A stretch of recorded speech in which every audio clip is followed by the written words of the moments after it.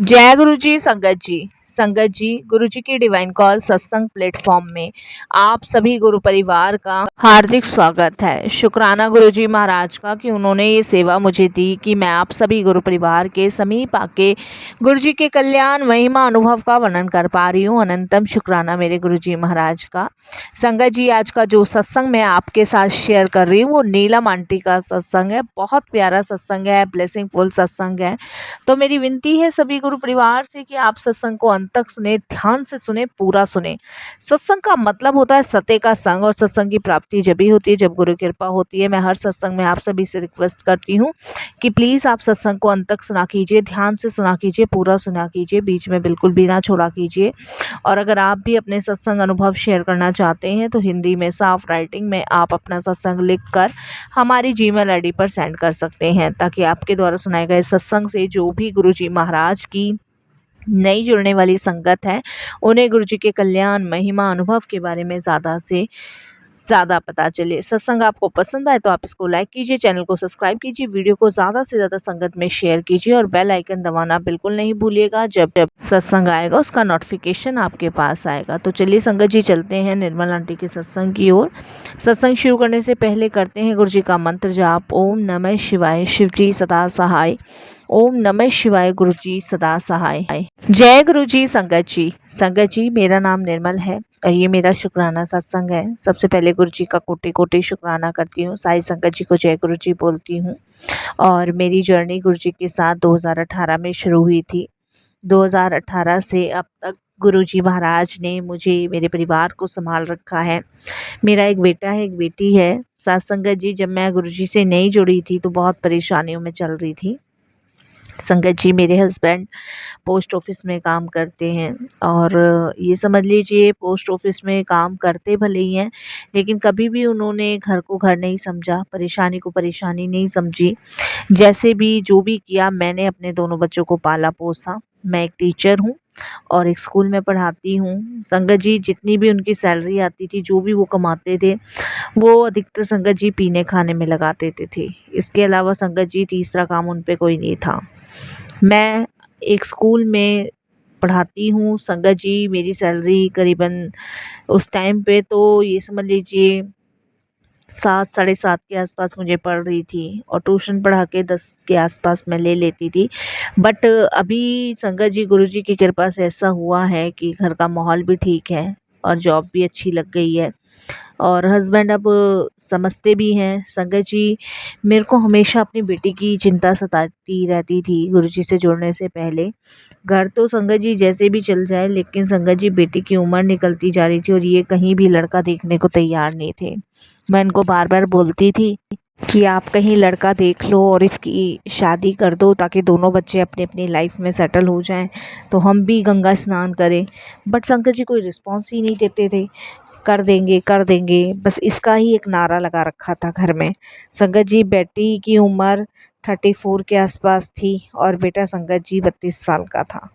2 साल का दोनों में अंतर था और मैं बहुत परेशान थी इस चीज़ को लेके कि दिन पर दिन बच्चे की उम्र बढ़ती ही चली जा रही है और ये अभी तक कुछ भी बच्चों के लिए नहीं सोच रहे हैं, कुछ भी। इधर संगत जी बच्चे भी एकदम चिड़चिड़े हुए थे, क्योंकि संगत जी आप समझ सकते हैं, बच्चों की उम्र होती है अपनी लाइफ को जीने की, शादी ब्याह करने की, और वो उम्र उनकी जाती जा रही थी और इधर ये कुछ सोच ही नहीं रहे थे। संगत जी, फिर मैं बहुत बाबाओं के पास गई इस चीज़ का समाधान लेने के लिए। जैसे जिसने जो उपाय बताए मैंने वही किए और कोई फ़र्क तो पड़ता नहीं था। संगत जी, बेटी को किसी ने कहा कि सोमवार के व्रत रखो, वो रखवाए। बेटे के लिए कुछ बताया, वो किया। मन्नतें मांगी। वैष्णो देवी जाती थी मैं संगत जी, और भी देवी देवताओं की पूजा करती थी। और संगत जी, जैसे कहते हैं ना, एक मन्नत मांग लेते हैं वो पूरी होगी जब जाएंगे, तो वो भी मांग रखे। बहुत सारे मैंने किए काम, लेकिन कोई फ़र्क नहीं पड़ा। ये समझ लो संगत जी, पूरी सैलरी मेरी इन्हीं चीज़ों में जाती थी, जो जैसा बता देता था। फिर संगत जी, हमारे स्कूल में एक अरुण सर थे। और अक्सर मैं उनसे अपनी बात शेयर कर लेती थी। तब उन्होंने मुझे बताया कि उनकी भाभी हैं, वो एक गुरुजी को मानती हैं और गुरुजी के पास जाती हैं और उनके बड़े बेटे की तबीयत ख़राब रहती थी और देखो गुरुजी की कृपा से ठीक हुआ है, तो आप एक बार वहाँ चल के देख लो। तो मैंने उनसे पूछा, मैंने कहा आप कभी गए हो? तो उन्होंने बताया कि मैं तो कभी नहीं गया, लेकिन हाँ, मेरी वाइफ़ और मेरी भाभी ज़रूर जाती हैं वहाँ पे। और आज देखो अगर मुझे एक ऊँचे लेवल पे पोस्ट मिल रही है, तो वो गुरुजी की कृपा से मिल रही है। तो क्योंकि संगत जी उनका प्रमोशन हो गया था हमारे स्कूल में, उनको डायरेक्टर बना दिया गया था। तो वो मुझे ये कहने लगे, तो मैंने कहा अच्छा। तो मैंने कहा फिर आप ले चलो मुझे, बात कर लो अपनी वाइफ़ से और भाभी से, अगर ऐसा कुछ है तो मैं चल देती हूँ। क्योंकि संगत जी मैं तो ये समझ लीजिए जो मुझे जैसा बताता था, मैं उसके साथ चल देती थी। बस मुझे फ़र्क चाहिए था, बस मेरे जो रुके हुए काम थे वो बनने चाहिए थे। तो संगत जी, अरुण सर का मेरे पास एक दिन फ़ोन आया, उन्होंने कहा कि कल ये लोग जा रहे हैं गुरुजी के बड़े मंदिर, तो आप चल लो। तो संगत जी मेरी बेटी तो मना करने लगी, बेटा भी मना करने लगा, क्या करोगे? इतने चक्कर तो हर जगह काट ही आए हो, इतने पैसे बर्बाद हो गए हैं, तो ये भी क्या क्या करेंगे? मैंने कहा एक बार जाके देखने में तो कुछ नहीं जाता। तो बेटा बोला ठीक है एक बार हो आओ। क्योंकि संगत जी वो उसका यही कहना था कि पापा से तो कुछ उम्मीद की नहीं जा सकती, क्योंकि वो तो हाथ पे हाथ धरे बैठे हैं। उन्हें तो सिर्फ अपनी बहनों की, अपने भाइयों की फ़िक्र थी, इसके अलावा उन्हें घर में किसी चीज़ से कोई दिलचस्पी नहीं थी। और इधर संगत जी मैं परेशान थी अपने बच्चों को लेके। माँ को सबसे ज़्यादा चिंता होती है अपने बच्चों की। यकीन मानिए संगत जी पिता को नहीं होती जितनी माँ को होती है। तो संगत जी हम लोग मंडे का दिन था और उस दिन वो मुझे लेके गए ऑफिस से। संगत जी मेरे हस्बैंड आए थे और वो मुझे एकदम से पूछने लगे कि ये शाम के समय कहाँ जा रही हो? उस दिन मैंने ट्यूशन नहीं लिया था। तो मैंने उनको कहा कि मैं किसी गुरुजी के पास जा रही हूँ और आप तो कुछ करना नहीं, मेरे को तो करना पड़ेगा ना बच्चों के लिए। पता नहीं कौन सी रुकावट है, क्या रुकावटें हैं जो अ, अटक रही है।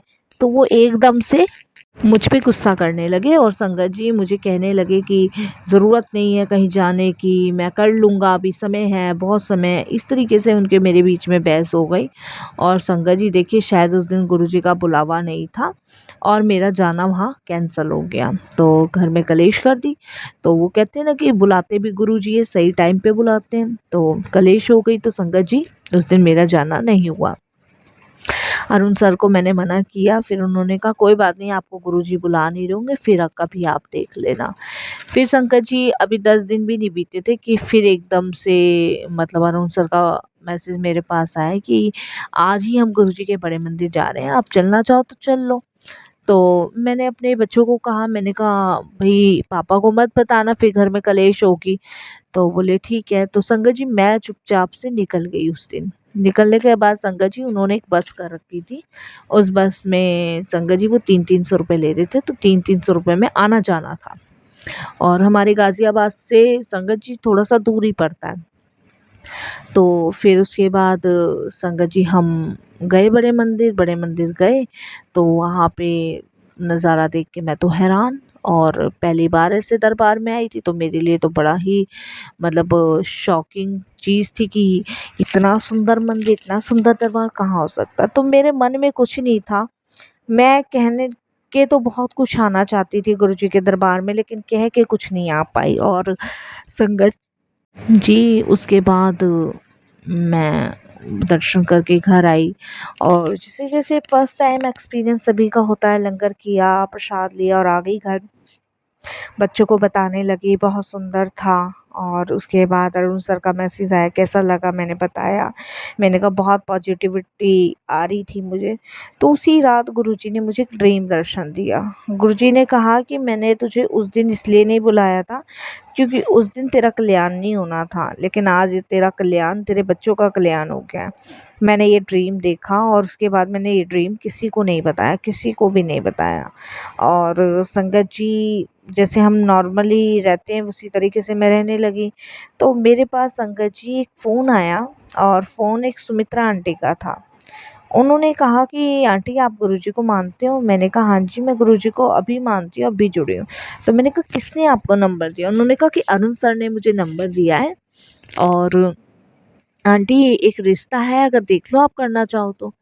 तो मैंने कहा इसके पापा तो पता नहीं मानेंगे कि नहीं मानेंगे। संगत जी मैंने उनसे गोत्र वगैरह पूछा, जात-वात पूछी तो वो सब कुछ हमारे ही निकले। तो उन्होंने कहा ठीक है आप देख लो, मेरी मामी जी का भाई है और आप करना चाहो तो देख लो। और अरुण सर ने मुझे नंबर दिया है क्योंकि हम भी अपने भाई के लिए देखना चाह रहे थे लड़की, तो उन्होंने आपके बारे में बताया। तो मैंने कहा ठीक है मैं अपने हस्बैंड से बात करती हूँ। तो मैंने अपने हस्बैंड से बात करी तो वो ना, ना, ना, ना करने लगे। तो फिर संगत जी मैंने कहा उन्होंने भी फ़ोन करके हाँ भर दी है। वो आने के लिए कह रहे हैं, मेरे हस्बैंड गुस्सा हो गए, बहुत ज़्यादा गुस्सा हो गए। मैंने उन्हें फिर समझाया, फिर रिक्वेस्ट करी, फिर बड़ी मुश्किल से वो माने, मैंने जब गुरुजी का नाम लिया। मानने के बाद संगत जी वो लड़के वाले हमारे घर आए, मेरी बेटी को देखा और बेटी ने लड़के को देखा और संगत जी आप बिलीव नहीं करोगे, मैं गुरुजी से कहने लगी कि गुरुजी ये रिश्ता हो जाए। लड़का संगत जी बहुत अच्छी कंपनी में ग्रेटर नोएडा में जॉब करता है और घर भी अपना है और एक बहन भाई है बस। तो मैं गुरुजी से प्रे करने लगी और देखिए संगत जी ऐसी गुरुजी महाराज की कृपा हुई कि संगत जी वो रिश्ता हो गया। उनकी कोई मांग जात नहीं थी क्योंकि मेरे हस्बैंड को तो पैसे खर्च करने में बड़ी समस्या थी और संगत जी उन्होंने कहा हमें कोई दिक्कत नहीं है, हमें लड़की पसंद है, हमें तो सिर्फ कोर्ट मैरिज करनी है और हम फालतू में खर्चे वर्चे में बिलीव नहीं करते, फालतू में हमें ये सब पसंद नहीं है, आप कोर्ट मैरिज की तैयारी करो। गुरुजी ने कहाँ से कहाँ जोड़ी मिलाई और संगत जी मेरी बेटी की शादी हो गई और ये कोरोना टाइम की बात है संगत जी। और शादी होने के बाद उसके बाद तो संगत जी बेटे की भी कोरोना के बाद शादी हो गई, बेटे की 2022 में शादी हुई है। तो जो मेरे काम रुके हुए थे वो गुरुजी ने ऐसे संपन्न करवाए कि मैं आपको बता नहीं सकती। मेरे घर में संगत जी गुरुजी ने बहुत बार दर्शन दिए, रोटी में ओम के रूप में, जोत में, ना जाने संगत जी कितनी बार उन्होंने दर्शन दे के ब्लेस किया। तो मैं जितना शुक्राना करूँ ना उतना कम है। जहाँ जिसका कोई काम नहीं बनता ना वो गुरुजी के दरबार में आके बन जाता है। तो मैं यही कहूँगी कि गुरुजी से जुड़ने के बाद हमारी चिंताएँ हमारी नहीं रहती, वो गुरुजी की हो जाती है। फिर गुरुजी उसका निवारण करते हैं, गुरुजी ही उसे सॉल्व करते हैं। तो संगत जी यही मेरा एक छोटा-सा सत्संग था। मेरी सबसे बड़ी चिंता, दुःख, परेशानी मेरे बच्चे थे वो दूर करे गुरुजी ने, उनकी शादी करवाई, अपनी लाइफ में वो सेटल हैं, खुश हैं, गुरुजी के दरबार जाते हैं। बहू भी मेरी बहुत अच्छी है। मेरे हस्बैंड को गुरुजी ने उन्हीं की हालत पे छोड़ रखा है क्योंकि वो कभी नहीं बदलने वाले, वो कभी नहीं बदलेंगे और जो नहीं बदलते ना तो गुरुजी कहते हैं फिर इनको ऐसे ही छोड़ दो।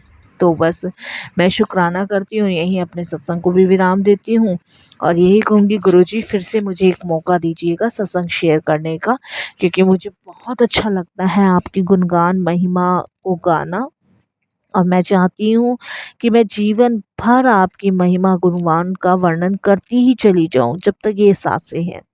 और यही वाणी को विराम देती हूँ। बहुत जल्द मैं अपने अगले सत्संग की तैयारी करती हूँ। ओम नमः शिवाय। शिव जी सदा सहाय। ओम नमः शिवाय। गुरु जी सदा सहाय।